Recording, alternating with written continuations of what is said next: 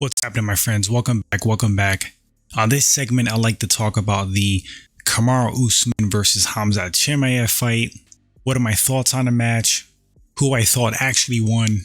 And does Khamzat Chimaev have a blatant weakness? He might be facing Sean Strickland in the future, and he might have problems facing Strickland. Let's get into it. Alright, so as far as the fight, first and foremost, props to Kamaru Usman for stepping up, taking his fight. Khamzat is not a walk in the park. The guy is a super dangerous fighter. Stylistically, it was a bad matchup for Usman.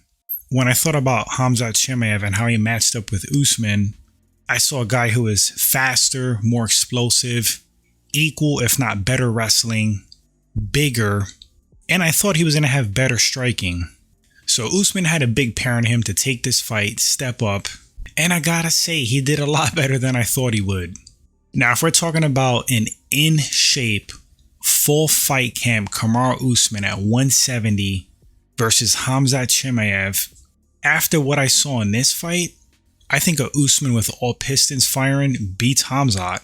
But speaking specifically about this matchup at 185, Khamzat, when he's fresh with a full gas tank, he pretty much steamrolled Kamaru.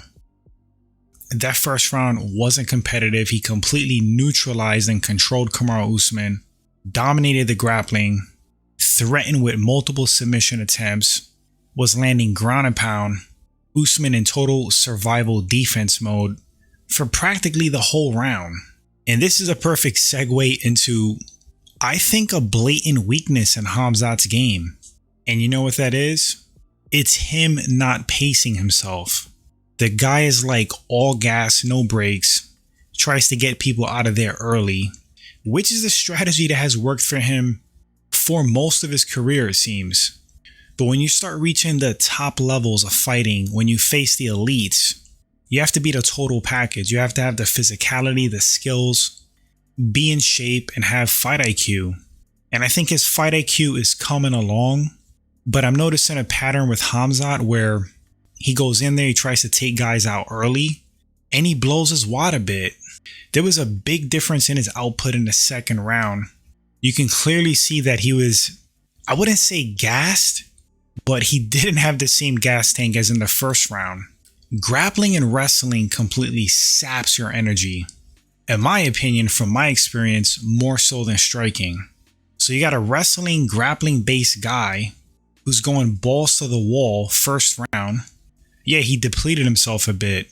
That's when Kamaru Usman started to play catch up. Now, in the striking, I feel like Kamaru Usman was hurting Khamzat more than Khamzat hurting Usman. The power, from what I saw, was with Kamaru. Now, whether or not that was because Khamzat was a little bit gassed, less than a tank, that may be the case, because the guy does have power, he's explosive. But from the second round on, it looks like when Usman landed on him, he was stunning Khamzat, and it looked like Usman's shots were more damaging and hurt him more. What gave Khamzat the win was the advantage he had in the grappling. It was the takedowns that he did land and the control. And of course, the ground and pound that accumulated. But all in all, it was a pretty competitive fight. Not that first round, but Kamaru had a good showing of himself. I do believe Khamzat Chimaev edged it out. I think they picked the correct winner. It was 2-1 Khamzat for me. Of course, he won that first round, and I think he took over the third. I think Usman could have won the fight if he would have pushed the pace a little bit from the second round on and kind of went for it with the strikes. I think he could have landed something on Khamzat and really hurt him or get him out of there. But that's just me. Now, Khamzat won this one. And the winner of this fight was supposed to face Sean Strickland. That's the rumor on the street. Before, I used to think that Khamzat was a credible threat against Strickland. Now I'm seeing that blatant chink in the armor. He has an issue with his cardio. Again, he's not managing it correctly. He's not pacing himself. And if he doesn't get Sean Strickland out of there in the first round, he's going to be in a world of hurt. Because by all accounts, Sean Strickland's grappling is vastly underrated. So he's going to be able to at least give Khamzat fits in the grappling, which is going to be enough to sap his energy. And if it goes to the second round on, Strickland's cardio and conditioning is off the charts. And part of that has to do with his fight IQ.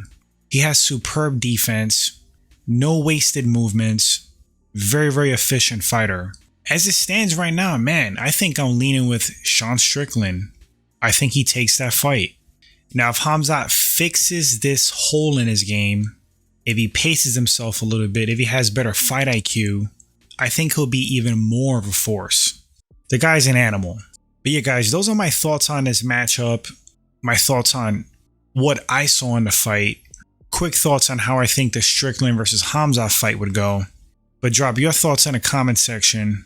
Would love to read your opinions on the matchup, on where Khamzat is at this point, skills-wise, and what threat does he pose to Sean Strickland. Who do you take in that match? Thanks for watching this short segment, guys. Appreciate it. And until the next one, take care, my friends.